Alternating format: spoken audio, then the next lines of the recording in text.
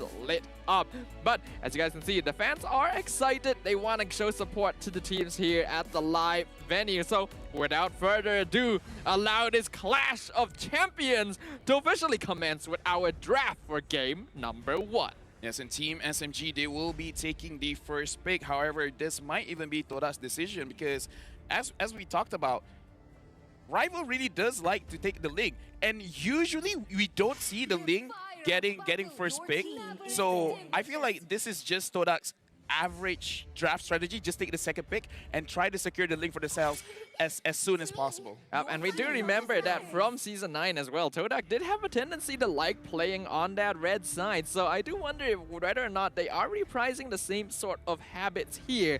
But because of that, we can see that Team SMG, they've banned out the Julian, they've banned out the Masha. Nothing too unusual here, though the Julian is surprisingly prioritized here when a lot of other teams are actually starting to just kind of let this hero through.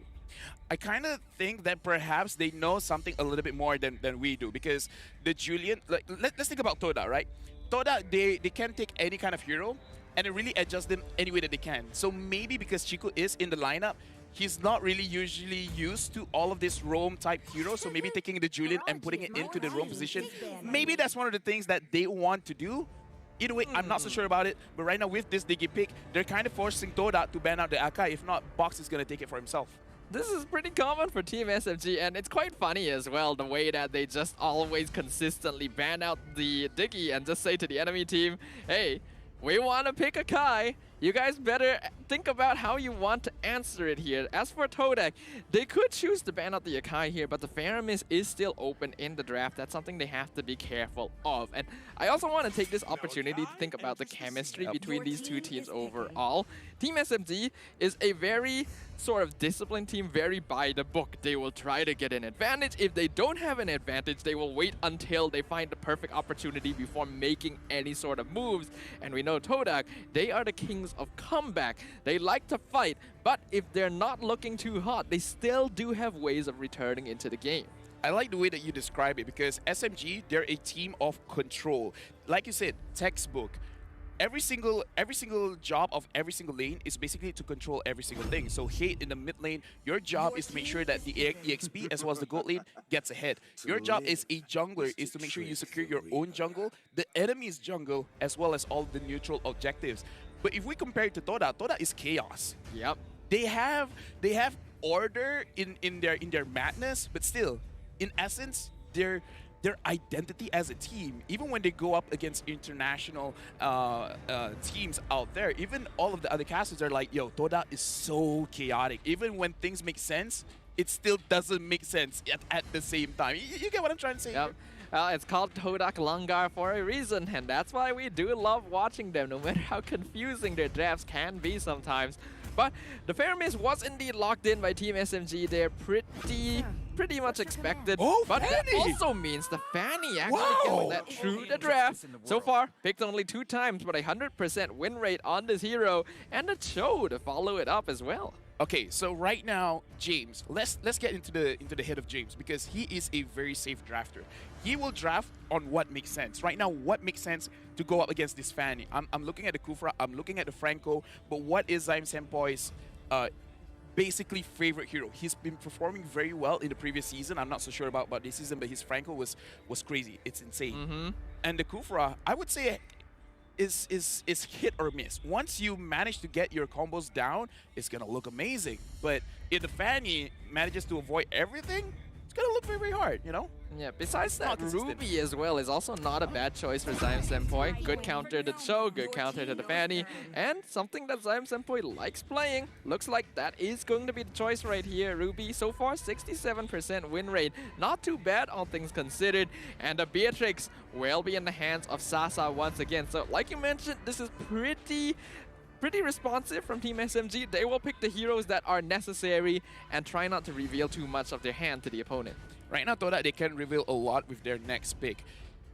I'm looking at the gold lane because Momo is very good on the Brody, and Brody is essentially a very safe marksman to use just because his ult tracks everyone no matter how far they go. So in this kind of chaotic kind of mess of a team fight that could happen, thinking the Brody might be good, but if he wants to be more aggressive, he could opt for something like a Clint, but looks like the Esmeralda is going to get picked up, and this is a very good pick just because they can ban out the Dire immediately after. Yep, pretty good timing for TODAK to pick up on the Esmeralda, and I do think that they can leave Momo's pickup to a little bit later simply because no marksmen other than 1-1 have been banned out so far, so I don't think Momo will have a difficult choice to make when the time comes. Thereof, obviously going to be the ban out from TODAK. As for Team SMG, they now have to worry about Momo or Moon's hero, and we're definitely seeing more people these days lean towards banning out mages, but looks like Claude is going to be the choice from SMG. Them banning out the Claw does show that they perhaps want a artillery type style of play from the Beatrix, and perhaps okay, because most probably this Faramis is gonna go to the mid, right? Kate is most probably gonna use this hero. Yeah. He used it before, it looks pretty good, and we are assuming that this Ruby is going to the roam position. So all that's left for Team SMG is the jungler as well as the EXP. Dyrov has been banned. I kind of want this hero to be banned, not because it's a good hero to ban, just because I don't want to see this matchup over and over again, which is the Uranus. And okay, looks like Boxia is going to be banned, so they're focusing on Box's hero pool. Okay, they're actually forcing Box into more of an assassin playstyle here. They're saying we're not going to give you the safe junglers, and I think this is quite safe as well. It's a very good idea because they know how terrifying Box can be on the Boxia. He will keep invading the enemy jungle and stealing buffs away. And when you have a hero like the Fanny, you cannot give that sort of privilege over to your opponent. So I like TODAK's bans overall. As for SMG, are they still worried about the marksman? As you highlighted earlier, the Brody is still a danger. But is it worth going for another marksman pick? Do they want to ban a mage at this point when not a lot has been removed? Looks like they are still actually going to ban Eve. I think it's an overall good ban just because Moon hasn't shown a lot of heroes for this season. So forcing him on a pick that is less comfortable might be pretty good because other than the Eve, he's used the Xavier, and the Xavier also did not really show good results. Overall, I would say one of the safer picks would be a Kagura, but perhaps maybe they could wait it out for just a little bit because the thing about Moon is, actually not about Moon, it's about TODAK. TODAK, their duo mid is almost the exact opposite of Min and Man, where they always move together, and for the side of TODAK, they always move away from each other, right? They're trying to expand their reach so everyone handles one specific zone of area. Taking the Sicilian, I think, is good just because you can secure your late game, number one. Number two, he can pseudo take care of himself as long as he has his ult, as long as he has his sprint. He should be able to take care of himself, even if Chiku is not there to mitigate some of the damage. I personally don't really like Moon playing on heroes like the Cecilion here because yes, it's solid, it's going to scale well, and Moon does like playing that sort of style. But part of me does kind of miss the style of Moon from a few seasons ago where he was really involved in the early game. He liked fighting, he would play Eve, he would play things like Chang'e and just dish out the most damage on the field. I kind of wish we get to see that a little bit more these days, but this is TODAK's style now. They want to play for that late game. Team SMG lock in the Tammuz as well as the Pakido in the jungle. You want to know what is the big difference? The previous Moon and the current Moon. Previously, he had E1. If there's a player like E1 to take care of Moon, where even if he is out of position, he's all good, he'll be taken care of, then I think he will have that range of freedom to choose whatever hero that he wants. But because looking at how Yums plays, looking at how Chiku guys plays, they play for the team, they don't really play for Moon. So if Moon is out of position, that's your fault. I'm still going on for this fight. I'm still going to look for this pick.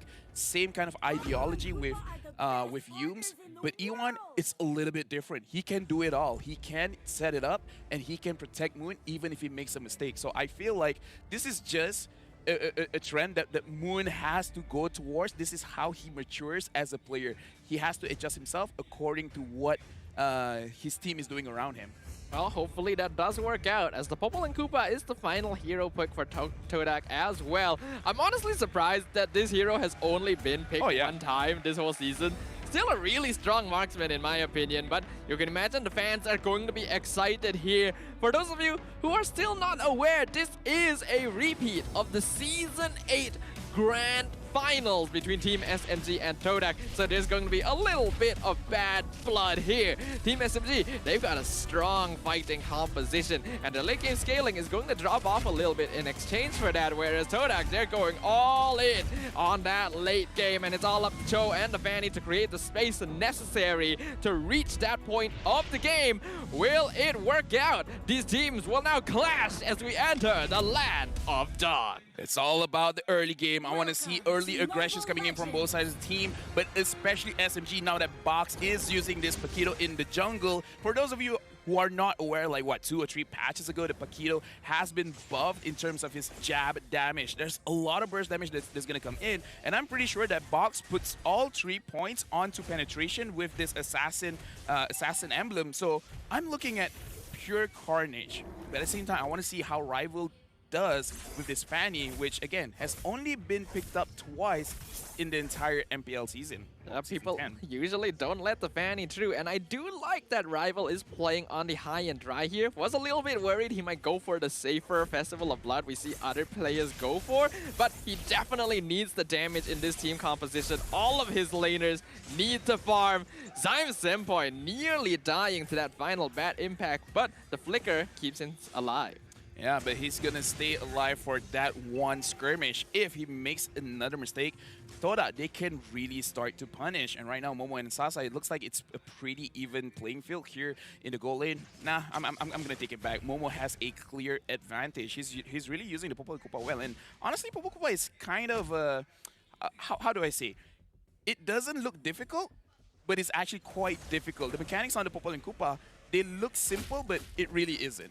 As someone who did recently pick up Popol and Kubai as well, I can agree with you there. And I also agree that this is basically the best lane matchup against a Beatrix you can probably pick in the entire game for the gold lane here. But now Zyme Senpai in danger again. Rival, just not enough energy. The purple buff has already expired. Gets pulled back by Shadow Stampede, but has enough for one steel cable getting him out. That was a close call for both of them, for both Rival as well as Zyme Senpai.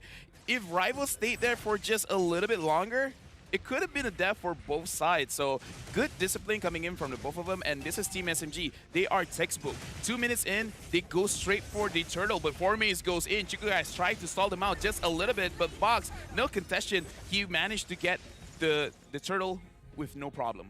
That is nice timing from Team SMG. And again, this is a very textbook team. They know cooldowns. They know what are windows of opportunity they can use. Chico actually messing up his combo there with the flicker, putting him under the tower, pulled back by Zyme Senpai as well, who will relinquish the kill over the hate, claiming that first blood. I'm pretty sure Chico guys wish that Cold Altar was on his side and not from the side of Hate. Yeah, that was a missed combo, but also a very good reaction from Zyme Senpai. And this is why it's so difficult playing a Cho up against a Ruby, just because the Ruby has 2 skills that can interrupt your full combo. Yep, and this is why I do like playing the Ruby into Cho myself. That disruption makes a big difference. But now Zyme Senpai gonna run into Rival again. I'm offended, going to miss, allowing Momo to get the stun. A nice dash over the wall means that Rival goes on to Box instead. But the damage from Sasa makes it so that he has to retreat. No casualties again for the Fanny. Yeah. The Fanny, unfortunately, does not seem to have enough damage as of yet. Probably has to wait for that Blade of Heptasis, or if he wants, he can go for a very early Malefic Roar.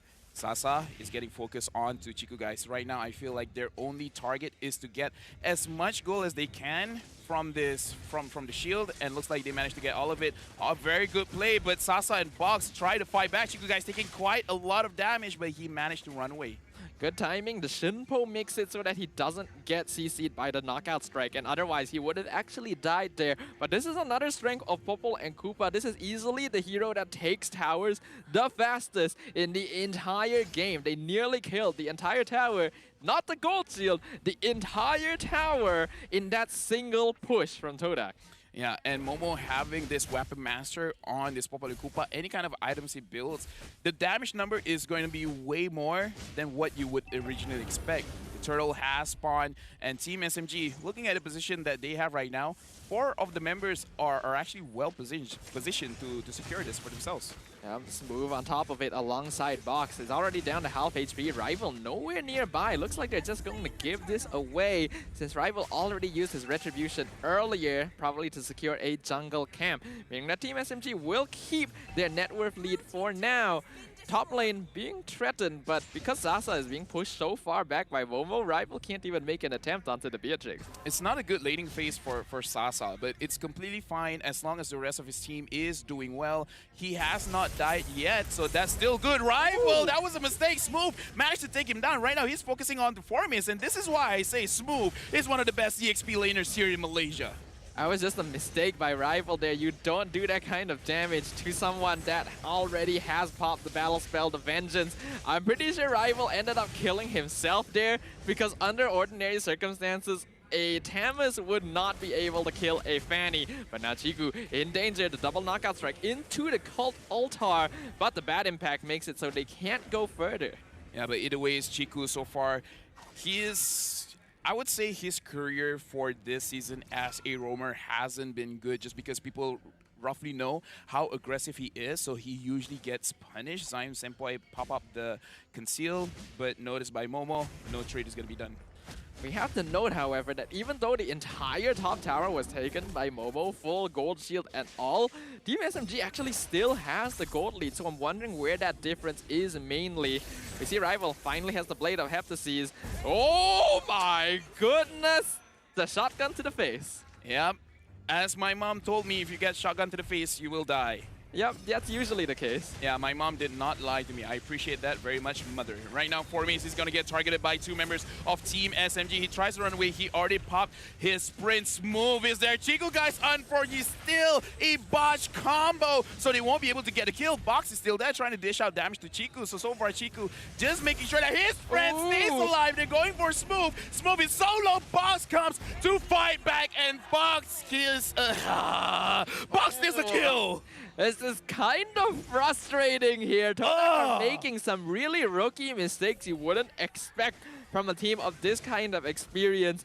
Chiku obviously not very comfortable in the roam position. That is the second Way of the Dragon he has muddled up there. Otherwise, that should have been an easy kill onto Smooth, and that's just going to allow Team SMG to balloon even further in the net worth lead. Yeah, I apologize for that very bad play-by-play, but the thing is, I was expecting when Chiku goes in, someone else follows him up, but come on, like this is one of my worries, that they might have some miscommunications here when one person is going forward and the rest are retreating. They need to make sure that they are in the same page. Well, hopefully they're able to find that same page pretty soon. Right now, Team SMG in a very comfortable spot. Chiku forced the flicker to get away. That's a very important initiation tool for a Cho. Meaning that Chiku not going to be able to make a good catch on his own for the next 2 minutes or so. Yeah, and Rival not doing so well, 0-2 and 0. It's going to be hard for him to really give an impact in this game. The best thing that he can do is to focus on to Sasa, but if Hate is there, if Zyme Senpai is there, I find it very difficult for him to burst out Sasa super fast, because the moment you see the Fanny, you just pop the cut altar, and if Rival preemptively does damage, Chiku, guys, taking a lot of that, by the way. Sasa tries to snipe him out. Rival is here, and unfortunately Momo has to use his flicker. Hate wanting to go in, but he has to be careful. Moon is there. Moon is still looking strong. Rival goes in, he manages to get Hate, and Rival goes away. Formis is focusing on to Zyme Senpai. Zyme Senpai misses his ult, getting pushed back by Box. It's unfortunate, but that does happen sometimes. I think that's a good disengage, though. They end up only losing Hate there, and now you actually do have to kind of respect Rival's damage. He has the Blade of the Heptases, so he's going to be doing a lot of DPS. Overall, though, Team SMG, we're still making... Oh, hold on. They're actually going on to Moon now. Will he be able to escape? He sidesteps pretty well, but the Cult Altar will secure the kill. This is what I said before we go into the game. For the side of TODAK, how they really control the map is every single player has their own zone that they have to control. So we will see a lot of times where some of the members of TODAK, they will be alone, out of position. Even if they're in a safe spot, just the fact that they are alone, the turret, the tower can only focus on one person at a time. So if 3 people goes in, even if you trade 1 for 1, I would say trading 1 for 1 for a Sicilian is pretty good.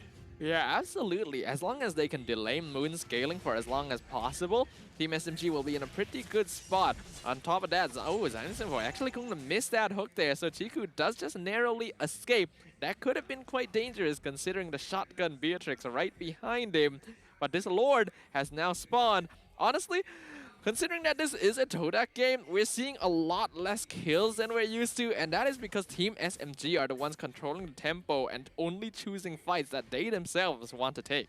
Personally, I casted the TODAK going up against Team Hot Game, so even if we go like 20 minutes, I would say TODAK still has a chance of winning. They just have this crazy combat potential right now. Smooth is gonna go in, and he's gonna get kicked out. Is that the real choice they want to do? Rival secures the kill. Hate popped his altar. They're gonna focus on 2 4-mains. Look at the amount of damage that he took. It looked like he had 0 shield in that fight. Yep, the Esmeralda is a tanky hero, but not when face-to-face with Wesker. They do trade 1-for-1 there, and I don't think it's too bad, EXP for EXP, but now Chiku in a lot of danger. He to safety, and Sasa is taken out! Killing spree going over the rival. Zainsenpo picked up as well. They lose Chiku, but they get 2 more from SMG. Look at that bait! TODAK just fished the kill. Chiku guy is just like, yeah, I'm out of position. I'm out of position. What are you going to do about it? And Rival just goes in. Looking at the items over here, Rival already has the Blade of Heptases as well as Malefic Roar. So yeah, he will deal quite significant amount of damage. And in terms of Team SMG, the only one with armor is just Smooth. Yeah. Oh, and Ruby as well. Yeah, it did take a while for Rival to hit this, but this is now his power spike. He is the one in control of the map. Team SMG needs to be prepared for this burst damage from the Fanny. They have the time to cult Altar perfectly. Lord going to be started on. It's quite low on HP's box on top of it. The pull onto Chiku will disable him as the cult altar comes out. They're gonna 50-50 this Lord. Don't know who he's going to, but it is Box who secures it. Zainsenpo gets taken out. Mega kill going over the rival. They pick up Chiku, but they also lose Box in exchange. Yeah, but Box managed to secure the Lord for Team SMG, so that is still quite clutch right now for the side of TODAK as well as SMG. Even though we saw a pretty crazy team fight, I would still say it is Team SMG's game. They're in full control. They only have to make sure that Rival is taken care of. And unfortunately, because they couldn't do that, Sasa was focused down, Hate was focused down. And right now, Rival, as well as 4-mains, they're just focusing on the Lord. And it looks like this Lord is not going to do anything for Team SMG. It's the first Lord of the game, so you usually expect it to die before it can really do structural damage. But this is probably the first time we've seen the Lord die while it's still on their half of the map. So TODAK, even though they are behind the net worth, are definitely scaling up well. And Moon, despite not actually having farmed too much until this point, has the highest damage on the map. You gotta respect the poke damage because he wants that stack, and if he wants to make it matter, he might as well just dish it to the heroes, right? He might as well dish it to Hate, Zainsenpo, Sasa. I mean, like, if you're trying to tank, then might as well. And Moon's damage is just gonna scale up more and more after this. Chiku guys found Hate. Is he gonna do anything about it? And look at the damage coming in from Sasa. Chiku guys unfortunately cannot go away. Boss is gonna focus onto 4-mains. 4-mains tries to run, but he can't really do anything. Smooth finds Momo. Momo tries to run away, and Smooth is still chasing after, and there's nowhere that Moon can go. And TODAK made a big mistake, and Team SMG capitalized on it. I already saw that combo. The Zainsenpo and Sasa waiting in the box is actually chasing this. He's going for it. Rival gonna get shut down. No energy to escape. That's gonna be 4 kills going over the Team SMG. An excellent ambush into a series of dives. The jab, man, the jab. And again, we saw no energy. What can you really do? You can just... And the fact that Box retreat Rival to make sure that his movement speed is lowered even more, yeah, that's nothing much that you can do. And this is why I say this is still a Team SMG game. They're controlling the map. And Team TODAK, they... Let's face it, they do have this positional mistake where they put themselves in trouble. Chiku guys goes in, and then everyone else tries to help. And look at the AI winning prediction brought to us by McDelivery, 67% for Team SMG.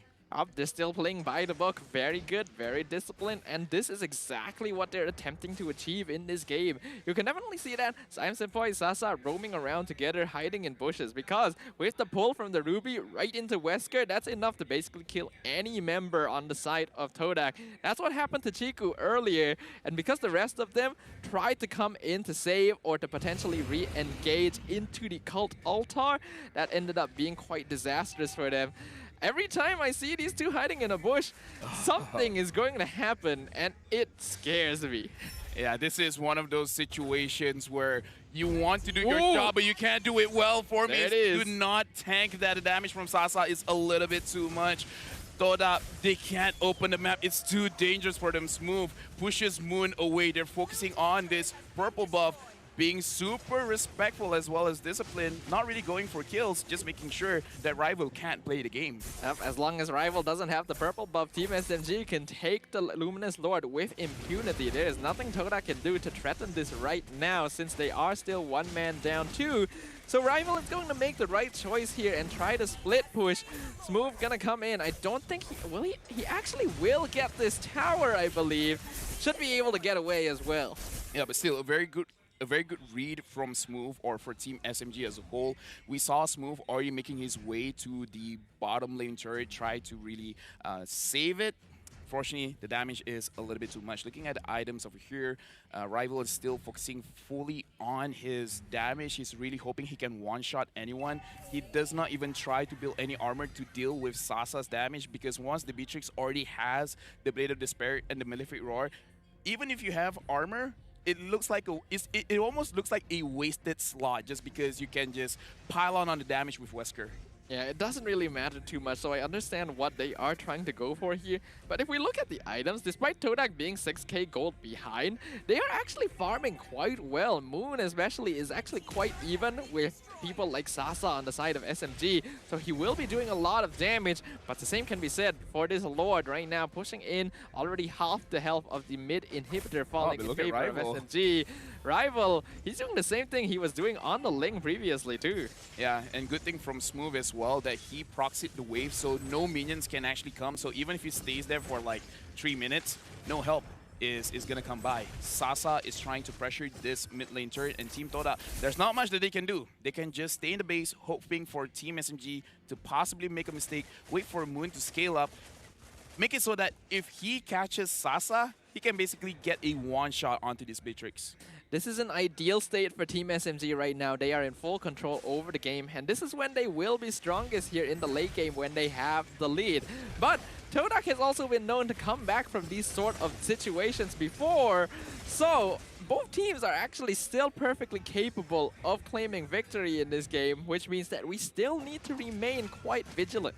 This is one of the situations I'm very interested to know the blood pressure from Team TODAK. Imagining any other team in this kind of situation, their blood pressure would be super high before TODAK is like exceptionally low. It's like this. We even do this in Scrim, guys. Like, this is a little bit too normal for us. This is just another regular work day for the players under the TODAK banner here.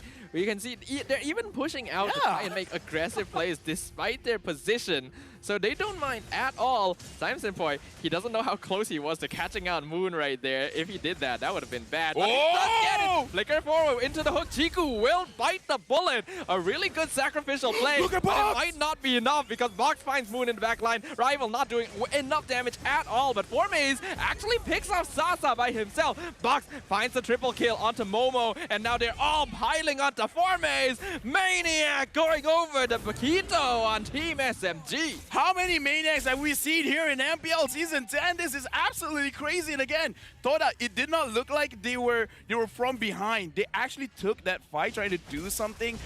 I thought that Moon could have survived, but Box, he was relentless. He really did not care. He's going straight for the kill, and I like this performance from Box, 7-1 and 4, making sure that for the side of TODAK, if they're gonna ban any jungler out, don't ban out the Box, ban out the Paquito, because his Paquito is properly scary.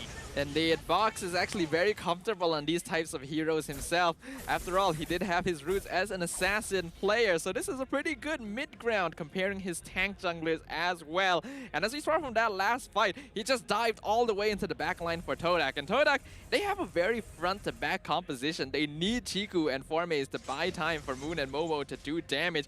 But because Chiku sacrificed himself to save Moon, and Formaze was already busy distracting 3 members of SMG, the backline was completely free for Box. The Paquito just went in, dismantled them all, and then came back to just pick off Formaze for good measure. Box is giving the nightmares, but the real thorn in the side of Toda is Zyme Senpai as well as Sasa, just because, like you said, Formaze, what does he want to do? He actually wants to tank for the team, but Sasa kind of makes Formaze look like a support. He makes this Esmeralda look like an Angela.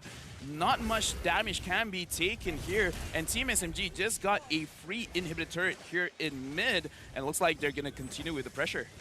They want to see if they can get bot inhibitor as well. Koopa will tank a few shots from Sasa, but it's not going to be enough as now Smooth is just zoning them out. Zyme Senpai nearly dying, staying under the tower a bit too long, but he is fine. Rival still cutting off the wave, but there's still one more coming for SMG, so TODAK needs to defend that as well as top lane. Zyme Senpai actually jumping in with the Cult Altar. He gets a nice hook, but not enough follow-up from Team SMG, and they do have to back this off. Not able to find the correct angle. They need to respond to Rival. This is usually how Toda wins their games. They get the desperation from the enemy team, and we saw the desperation coming in from Zyme Senpai going in, trying to engage, but Toda with a very good disengage as well. They're reading SMG, because again, SMG, they're very textbook, but the thing about books is that you can read them. And as of right now, it looks like Toda is not illiterate. They know what they're being shown here, and Team SMG, they can't be too comfortable because, again, this is a situation that even Toda is comfortable with, but I'm not comfortable with Moon's position. Moon, back up a little bit. That's a little bit too far. Moon is going to get caught off by Smooth, but he manages to run away. Smooth is going to get targeted. He has his immortality, and they're trying to pop it right now. It has been popped. Zyme Senpai goes to the front. Altar has been used, focusing on to Chiku. His own immortality has been used. Formaze has to run away. Right now, the Altar has been expired. Formaze goes back in. He tries to tank damage, half HP gone, and Team Toda, they played that well. That's actually a beneficial trade for TODAK. They trade the immortality on Chiku in exchange for Cult Altar and the immortality and Vengeance on Smooth. That is pretty worth. That allows them to push up the top lane tower. They're gonna take that. The Lord is coming up in 5 seconds, and TODAK are the ones in control of the river side. Toda, they really don't follow the science. This does not make any type of sense. Zyme Senpai, he's gonna get caught. Look at the damage that has been dished out by Moon. Moon still secures his own positioning. Formaze is chasing after Sasa. The Cult Altar has been used. Chiku, guys, is just going to zone them out. But look at the Winter Truncheon from Formaze. Formaze will still go down. Rival has arrived. Focus on Zyme Senpai. Smooth is in the middle of the action. Zyme Senpai has been brought down. Momo as well as Moon has not been touched. Team Toda, they're continuing the pursuit. How do they do this? How do they get this crazy comebacks? Team Toda is in the base of Team SMG. Rivals going in, and Team Toda won game number 1. The King of Comebacks moniker is not just for show, ladies and gentlemen. We call them the fan favorites, and they have rewarded us time and